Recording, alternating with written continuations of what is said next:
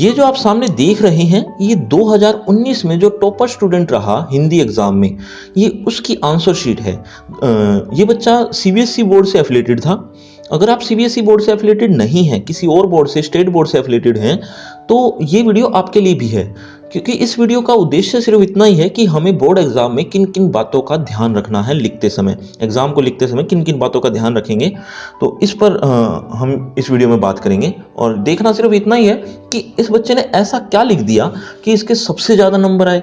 तो चलिए शुरू करते हैं। नमस्ते, मेरा नाम आशीष है। सबसे पहले बात करते हैं राइटिंग की। राइटिंग बहुत अच्छी है, आप देख ही रहे हैं, लेकिन अगर आपकी राइटिंग इतनी अच्छी नहीं है तो भी इससे इतना फर्क नहीं पड़ेगा। तो आप इस चीज़ से चिंता मुक्त हो जाइए कि हमारी राइटिंग बहुत ख़राब है तो हमारे नंबर अच्छे नहीं आ सकते। आपकी राइटिंग थोड़ी ख़राब है या थोड़ी ज़्यादा ही ख़राब मान लेते हैं हम कि बहुत ज़्यादा भी ख़राब है, तो भी इतना फ़र्क नहीं पड़ेगा।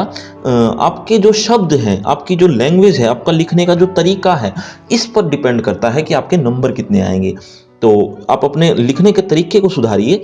आपको वो भी अब साथ साथ बताता चलूँगा वो किस तरह से होगा। सबसे पहले बात करेंगे कि इसने खंड ग से शुरू किया, यानी तीसरे खंड से, जबकि 4 खंड होते हैं, क, ख, ग और घ। तो इसने तीसरे खंड से यानी ग से शुरू किया। क्या ठीक रहेगा, मतलब क्या खंड ग से शुरू करना ठीक रहेगा, ये मैं थोड़ी देर में बताता हूँ। लेकिन इसने अब शुरू किया है तो हम इसको एक बार यहीं से ही देख लेते हैं। तो उत्तर नंबर 8 का क भाग, यानी ये क्या है, ये जो उत्तर नंबर 8 आया हुआ है 2019 में, ये पठित काव्यांश है। पठित काव्यांश में जो 3 प्रश्न आए हैं, 3 प्रश्न आए हैं, पहला ये है, दूसरा ये है और ऐसे ही तीसरा जो अगले पेज पर भी लिखा हुआ है इसने। तो ये 3 प्रश्न 2-2 नंबर के थे। आप लेंथ देख सकते हैं, लेंथ लगभग इक्वल है, इस बात का ध्यान रखना।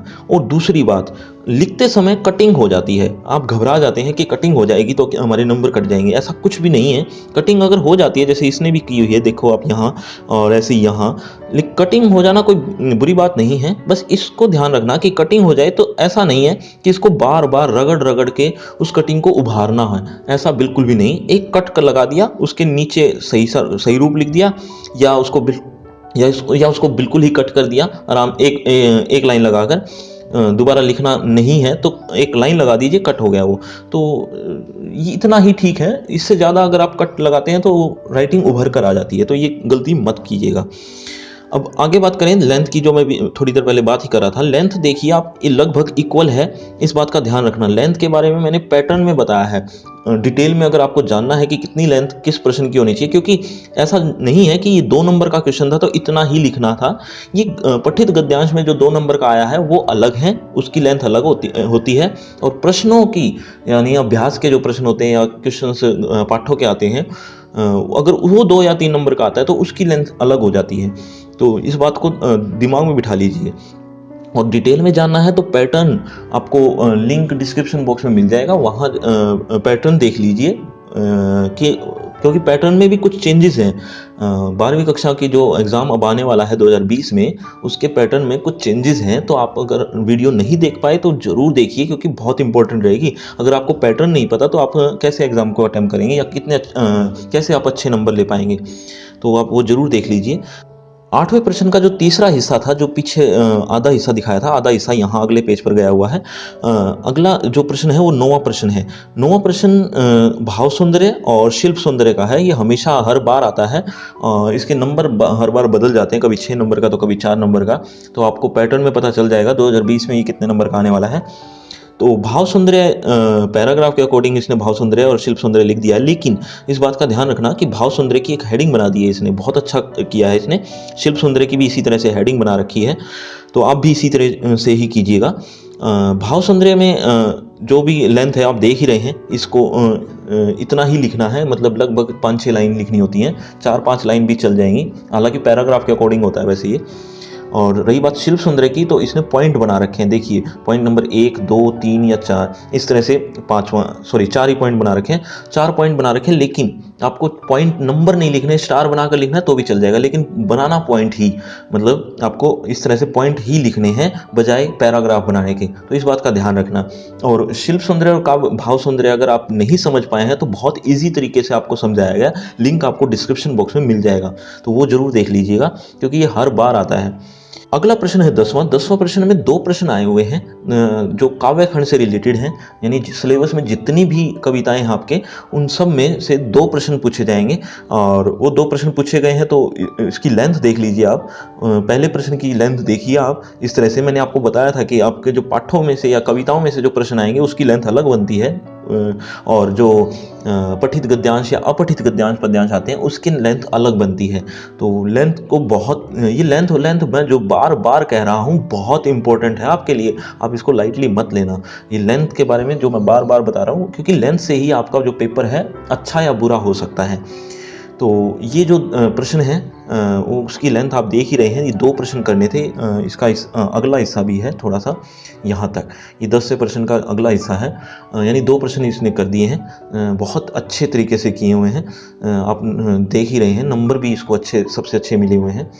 ऐसे ही अब 11वें प्रश्न में होगा पठित गद्यांश का, जो आप सामने देख रहे हैं। जिस तरह से आपने 8वां प्रश्न देखा था पठित काव्यांश का, ऐसे ही 11वां प्रश्न आप देखेंगे पठित गद्यांश का, यानी जितने भी पाठ हैं उसमें से कुछ एक पैराग्राफ आपको मिलेगा, उसमें से कुछ उसके नीचे कुछ प्रश्न होंगे वो आपको करने होंगे, और वो कुछ कितने दिए हुए हैं, 3 प्रश्न दिए हुए हैं 11वें प्रश्न में।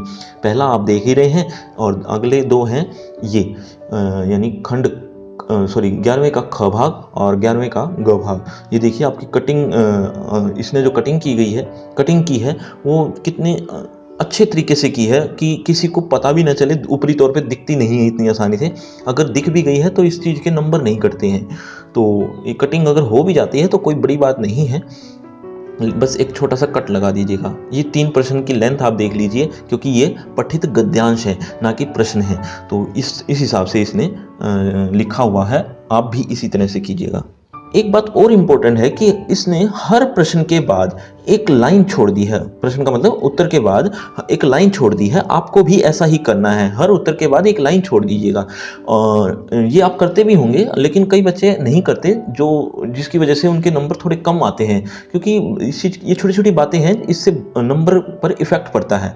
तो इस बात का ध्यान रखना कि हर उत्तर के बाद एक लाइन जरूर छोड़ देना। और एक और इम्पोर्टेंट बात कि अगर आपका पेपर कंप्लीट हो जाए और थोड़ा पहले हो जाए, यानी थोड़ा टाइम बच जाए, तो आप एक काम और कीजिएगा कि हर भाग के बाद, हर भाग का मतलब भाग के बाद नहीं, सॉरी, हर प्रश्न के बाद, जैसे 11वां प्रश्न के 3 पार्ट थे, क पीछे गया और ख और ग आप देख ही रहे हैं सामने, ये खत्म हो गया 11वां प्रश्न। अब 11वें प्रश्न के बाद एक लाइन लगा देना, ये काम करना लास्ट में, शुरू में मत करना। शुरू में करने बैठ गए तो हो सकता है पेपर रह जाए। अगर आपका पेपर पहले हो जाता है तब बता रहा हूं कि एक लाइन आप लगा दीजिए 11वें प्रश्न के बाद। ऐसे ही अगर 12वां प्रश्न खत्म हो जाए, उसके 2-3 जितने भी पार्ट हैं वो सब खत्म हो जाए, तो फिर एक लाइन और लगा देना। इस तरह से हर प्रश्न के बाद एक लाइन, जो स्केल से लगाना, हाथ से नहीं, तो स्केल से एक लाइन लगा देना। इससे क्या होगा, इससे अलग ही भाग दिखेगा, सुंदर दिखेगा, आपका पेपर अटेम्प्ट किया हुआ बहुत अच्छा लगेगा। तो ये काम भी कीजिएगा। ये छोटी छोटी बातें हैं जो आपके नंबर बढ़ाने में सहायक होती हैं। 12वां प्रश्न की बात करें तो 12वां प्रश्न के अंदर 4 प्रश्न पूछे गए हैं। चारों प्रश्न 3-3 नंबर के हैं, और आप लेंथ देख ही रहे हैं सामने। और एक बात और नोट की हो आपने कि लेंथ लगभग हर प्रश्न की इक्वल है। जैसे अगर 3-3 नंबर के 12वें प्रश्न जैसे 3-3 नंबर के हैं, तो आप देखिए ये लेंथ इक्वल है। ऐसे ही 12वें का ख भाग है वो यहाँ पर खत्म हो रहा है, तो ये भी लगभग इक्वल है। ऐसे ही तीसरा पार्ट, ऐसे ही चौथा पार्ट, ये तीसरा पार्ट यहाँ खत्म हुआ और चौथा पार्ट ये खत्म हुआ। हो सकता है कि आपकी जो लेंथ है वो 1-2 लाइन ऊपर नीचे हो जाए, तो इससे कोई फर्क नहीं पड़ता। मैंने आपको ये कहा कि लेंथ इक्वल होनी चाहिए, तो इसका मतलब ये नहीं है कि सबकी आपने 8 लाइन लिखी है तो 8 ही लाइन लिखनी है। 1-2 लाइन ऊपर नीचे हो जाती है तो कोई फर्क नहीं पड़ता इससे। मैं तो एक अंदाजा बता रहा हूं कि लगभग इक्वल रहे तो ज़्यादा बेटर है। बाकी प्रश्न पर भी डिपेंड करता है, कई बार प्रश्न ऐसा आ जाता है कि उसमें ज़्यादा लेंथ बनती नहीं है, तो इतनी छोटी भी मत कर देना कि उसको, अगर वो 3 नंबर का है तो 3 नंबर देते हुए भी घबराए कि इसने इतनी छोटी सी लेंथ लिख दी तो इसमें 3 नंबर कैसे दूं। तो इतना छोटा भी नहीं लिख देना। लगभग इक्वल लिखने का मतलब यही था, इसलिए बता रहा हूँ कि पैटर्न आप देख लीजिए, पैटर्न का वीडियो, उसमें आपको डिटेल में चर्चा की गई है इस बारे में। प्रश्न नंबर 13 जो आप देख रहे हैं, प्रश्न नंबर 13-14, ये दोनों प्रश्न के 3 पार्ट हैं दोनों, मतलब 3 भाग थे, 3 प्रश्न थे सॉरी। तीनों प्रश्न 5-5 नंबर के, अब की बार ये चेंजेस है, 5-5 नंबर के नहीं, 3 प्रश्न 5-5 नंबर के नहीं आएंगे। पैटर्न देख लीजिए और उसमें पता चल जाएगा आपको। तो इसमें जो 2019 की बात कर रहा हूँ तो 5-5 नंबर का एक प्रश्न था और 3 प्रश्न पूछा गया। ये पूछे गए हैं वितान के जो आपकी दूसरी बुक है उसमें, वितान भाग 2, उसमें से 3 प्रश्न पूछे गए हैं, 5-5 नंबर के हैं। वो आपके सामने ही है। 14वां प्रश्न यहाँ खत्म होता है, यहाँ। इसके बाद सॉरी, शायद 3 प्रश्न थे, मैं एक बार फिर देख लेता हूँ। ये देखिए 13वां प्रश्न का पहला पार्ट ये है, 14वां प्रश्न का एक पार्ट यहाँ से शुरू होता है जो यहाँ पर ख़त्म होता है, और 14वें का दूसरा पार्ट ये है, यानी टोटल 3 प्रश्न हो गए हैं।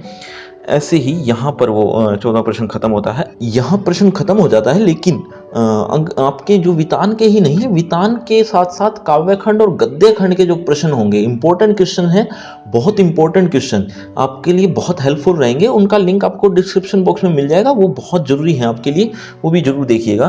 तो इंपॉर्टेंट, और शायद आपने देख भी लिए हो, तो इंपॉर्टेंट क्वेश्चन आपको डिस्क्रिप्शन बॉक्स में मिल जाएंगे, वो आप जरूर देखिएगा। और अब बात यह है सबसे इंपॉर्टेंट बात, खंड क यहाँ से ये बच्चा शुरू करता है, यानी पहला प्रश्न यहाँ से शुरू करने का मेरा नजरिया क्या है, यहाँ से शुरू करना चाहिए या नहीं। मैं मानता हूं कि खंड क को शुरू में ही अटेम्प्ट कर लीजिए। कारण यह है कि आपको रीडिंग टाइम मिलता है 15 मिनट। 15 मिनट जो रीडिंग टाइम मिलता है उसका यूटिलाइज आप यहाँ कर सकते हैं खंड क में। कैसे? क्योंकि आपको लिखने की तो इजाजत है नहीं वो 15 मिनट में, 5 मिनट में आप पूरा पेपर पढ़ लेते हो अक्सर।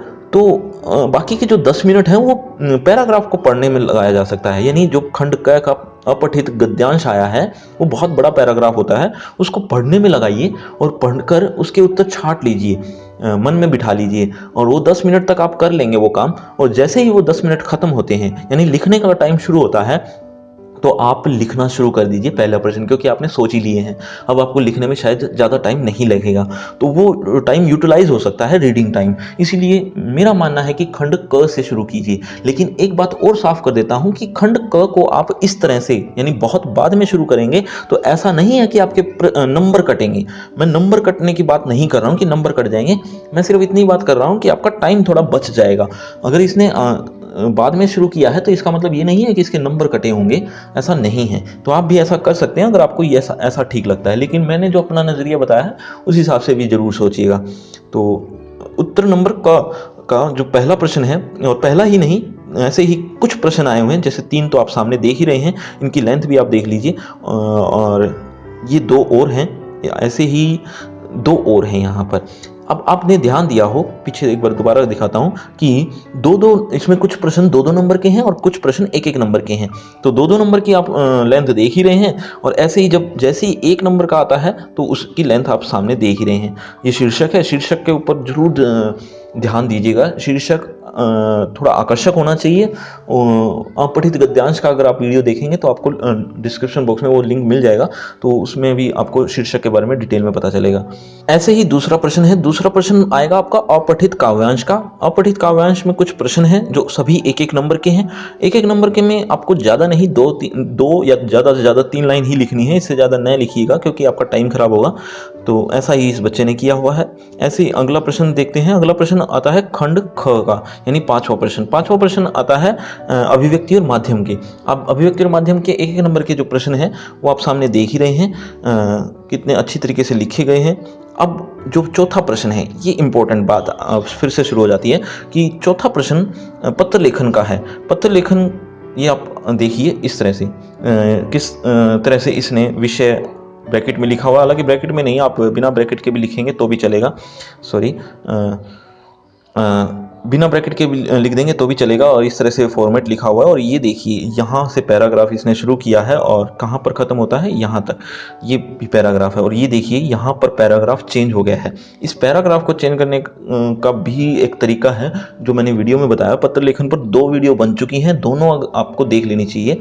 एक और भी वीडियो बनने वाली है, शायद बन जाए, आप जब तक देख रहे हो ये वीडियो शायद बन जाए, लेकिन 2 वीडियो तो अभी भी बन चुकी हैं, वो आप जरूर देख लीजिएगा। दोनों वीडियो में, एक में तो फॉर्मेट बताए गए हैं कि फॉर्मेट किस तरह से आपको लिखने होंगे, और एक में आपको पैराग्राफ के डिटेल में बताया गया, यानी ऊपर का और नीचे का फॉर्मेट के साथ साथ बीच की बॉडी जो होगी उसमें आपको किन किन बातों का ध्यान रखना है, उस पर भी वीडियो बन चुकी है। तो यानी 2 वीडियो पत्र लेखन पर वीडियो बन चुकी हैं, वो आप जरूर देख लीजिए। और अंत में इसने भवदिया, ये देखिए ये गलती कर दी इसने, आपकी और भवदिया और आपकी दोनों का मतलब एक ही होता है, जैसा वीडियो में आपको बताया गया। तो अगला प्रश्न है तीसरा प्रश्न, तीसरा, छठा और सातवां, ये 3 प्रश्न ऐसे हैं जो आपको लास्ट में लिखने हैं, बिल्कुल लास्ट में, जैसा इस बच्चे ने किया। बहुत अच्छा तरीका है, क्योंकि तीसरा प्रश्न, छठा प्रश्न और सातवां प्रश्न, ये तीनों प्रश्न फीचर के थे, आलेख लिखने के थे और निबंध लेखन के थे, यानी अनुच्छेद लेखन के। तो अनुच्छेद, फीचर और आलेख, ये जो लिखने का टाइम है ये आपका लास्ट में रहेगा, लास्ट में ही इसको अटेम्प्ट करना। कारण ये है क्योंकि अगर इसको शुरू में अटेम्प्ट करने लग गए तो ये बहुत ज़्यादा टाइम ले लेता है, इसको आप अंत में ही लिखिएगा। ये एक सजेशन है, बाकी आप शुरू में लिख देंगे तो ऐसा नहीं है कि आपको नंबर नहीं मिलेंगे उसके, ऐसा भी नहीं है, आपके बस थोड़ा टाइम कंज्यूम हो जाएगा, इसलिए आपको एक सजेशन दे रहा हूं। जैसे इस बच्चे ने किया है वैसा ही आप कीजिएगा। इन छोटी छोटी बातों का आप ध्यान रखेंगे तो आपके नंबर में बहुत इफेक्ट पड़ेगा। अगर कोई डाउट हो तो आप कमेंट में कीजिए, आपको डाउट कमेंट बॉक्स में ही क्लियर कर दिया जाएगा, नहीं तो उस पर वीडियो बना दी जाएगी। अगर कोई और वीडियो चाहिए तो आप कमेंट बॉक्स में जल्दी से कमेंट कर दीजिए, ताकि आपको बहुत जल्द आपको वो वीडियो मिल जाए। शुक्रिया, धन्यवाद।